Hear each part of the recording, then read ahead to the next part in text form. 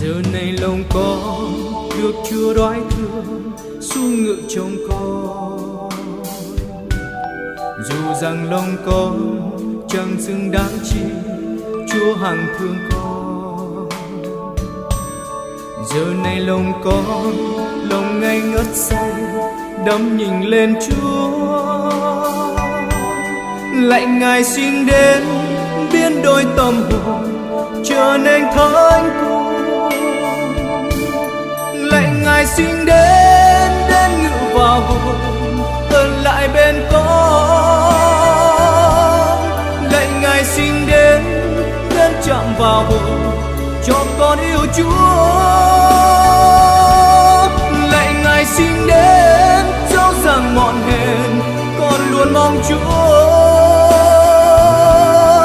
Lạy Ngài xin đến dẫu là phận người được Cha đoái thương. Giờ này hồn con được Chúa đính hôn với người con yêu. Giờ này hồn con được Chúa tiếng dâng chót đời cho Cha. Giờ này hồn con chẳng cho chính con sống là do Chúa, vì Ngài đã chết cho mọi người trọn tình hiến thân. Lạy Ngài xin đến ngự vào hồn ở lại bên con. Lạy Ngài xin đến chạm vào hồn cho con yêu Chúa. Lạy Ngài xin đến dẫu rằng mòn hèn con luôn mong Chúa. Lạy Ngài xin đến dẫu là phận người được Cha đoái thương.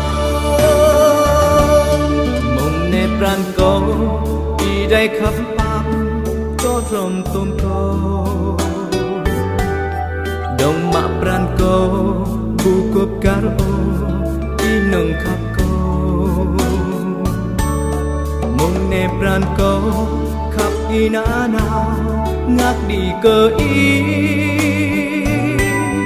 cơ vừa y rây ấp li pran chua chính lúc mơ yang y rây tanh về rây cọ con cô ti prom cô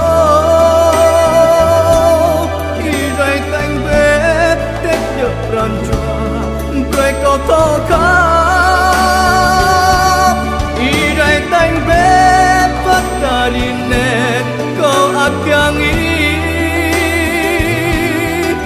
đời tanh về vất cả nam người ama ca.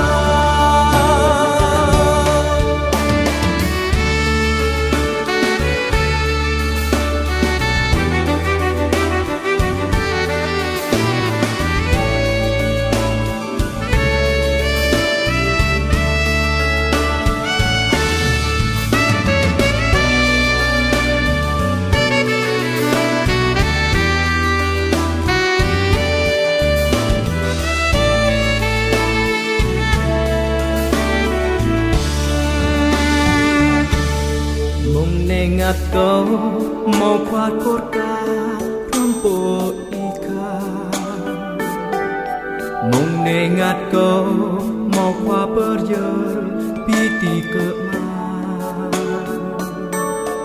Ne câu hơ ti bu prơi cơ câu sa mờ prơi khoa.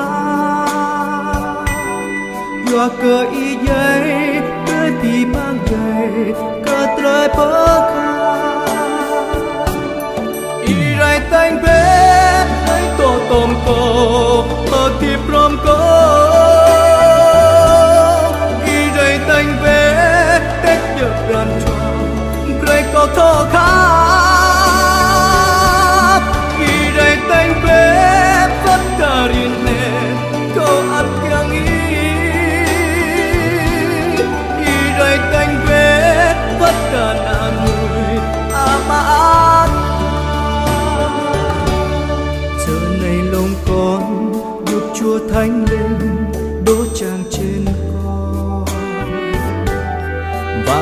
thân con được Chúa đổi thay sống thật thâm sâu.